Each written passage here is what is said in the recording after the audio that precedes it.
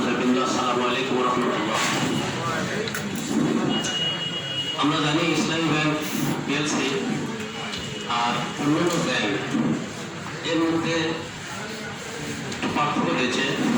ইসলামী bank PLC এখনো করবে দুটা নীতিতে, একটা হলো আল ওয়াদিয়া, একটা হলো মুদারাবা। এখানেই গতানুগতিক ব্যাংকের মধ্যে এটাই পার্থক্য।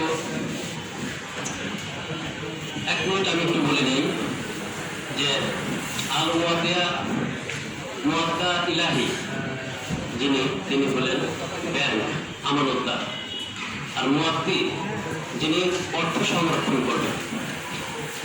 তো ইসলামী ব্যাংক পিএলসি সারা অন্যান্য ব্যাংক আল ওয়াদিয়া নীতিকে যেসব অ্যাকাউন্ট করবেন সেটা হলো ঋণদাতা আর ঋণ গ্রহীতার মধ্যে সম্পর্ক।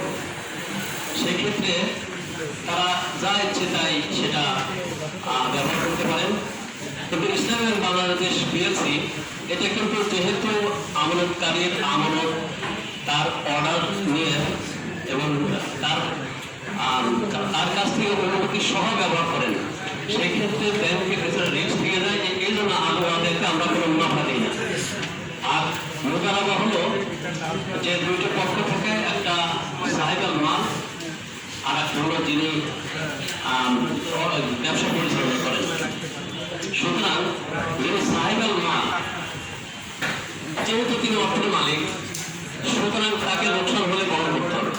আর যিনি অর্থ নিয়ে ব্যবসা করবেন তার কিন্তু লোকসানও তার কাছে এবং ব্যবসার ভাগিদার লাভের ভাগিদার তাই। ইসলামী ব্যাংক বাংলাদেশ পিএলসি এই দুটা নীতিতে অ্যাকাউন্ট করে থাকেন এবং ইসলামী ব্যাংক বাংলাদেশ পিএলসিতে